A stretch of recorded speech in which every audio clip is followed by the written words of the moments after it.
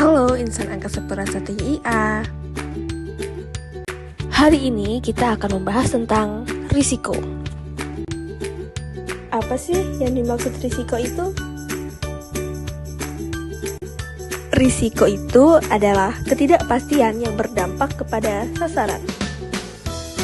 Sedangkan ketidakpastian itu dapat diartikan sebagai ancaman atau peluang yang timbul karena adanya perubahan kondisi atau dinamisnya lingkungan bisnis secara cepat dan terus-menerus. Maka dari itu, penting sekali penerapan manajemen risiko pada suatu organisasi maupun perusahaan untuk dapat mengurangi segala penyimpangan yang dapat mengakibatkan ketidaktercapaian sasaran. Kemudian, siapa saja sih pihak yang mengelola risiko? Pengelola risiko ialah orang atau entitas yang memiliki akuntabilitas dan kewenangan untuk mengelola risiko. Secara lebih lanjut, pemilik risiko juga bisa diartikan sebagai penanggung jawab sasaran atau KPI yang telah ditetapkan oleh sebuah organisasi atau perusahaan dalam jangka waktu tertentu. Lalu bagaimana sih penetapan KPI? KPI merupakan sebuah sasaran yang telah ditetapkan dengan metode SMART, yaitu Specific, Measurable, Achievable, Relevant, and Time-bound.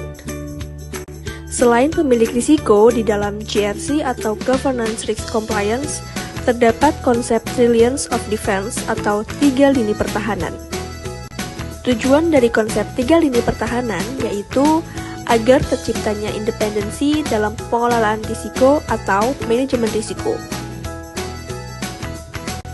Konsep 3 lini pertahanan terdiri dari lini pertahanan pertama yang merupakan seluruh pemilik risiko atau risk owner yang bertanggung jawab secara langsung dalam melakukan identifikasi, mengelola, dan memonitoring risiko dalam proses bisnis secara rutin setiap waktu.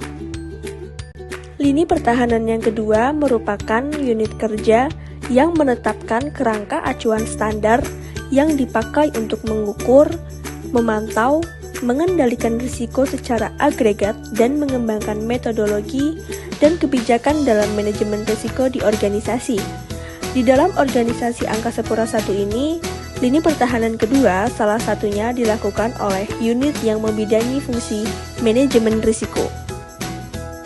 Yang terakhir, lini pertahanan ketiga yaitu unit yang menjamin atau memastikan terlaksananya tata kelola dan pengendalian risiko diterapkan secara efektif. Di dalam organisasi Angkasa Pura I yang termasuk ke dalam lini pertahanan ketiga yaitu unit yang membidangi fungsi internal audit, termasuk juga eksternal audit yang berkoordinasi dengan komite audit yang ada di Dewan Komisaris. Selanjutnya, kita beranjak ke proses manajemen risiko. Apa saja sih proses manajemen risiko?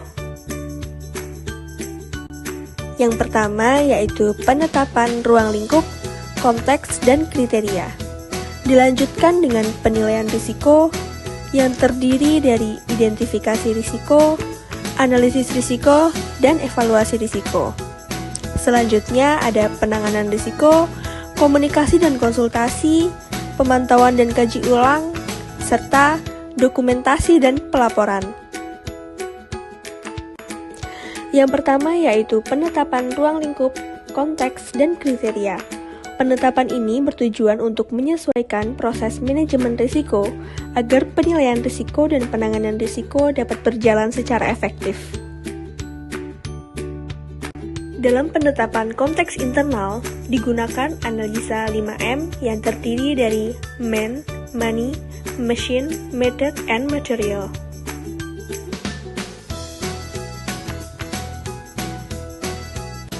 Sedangkan untuk penetapan konteks eksternal, menggunakan analisa PESTEL yang terdiri dari political, economic, social, technological, environmental, and legal. Proses selanjutnya yaitu penilaian risiko. Yang pertama, identifikasi risiko. Identifikasi risiko dilakukan dengan tahapan sebagai berikut.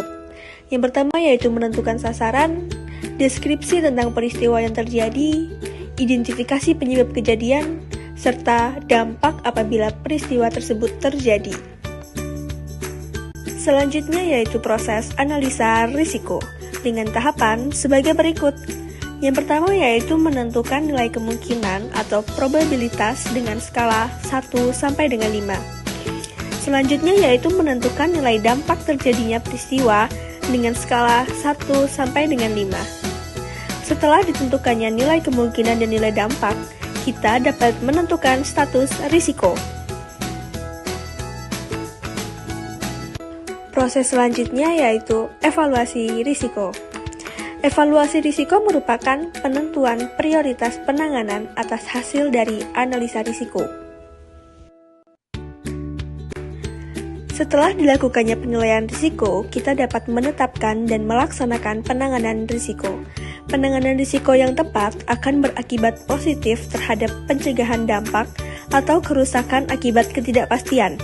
Jenis-jenis penanganan risiko terdiri dari risk mitigate, risk accept, risk avoid, risk share, dan risk exploit.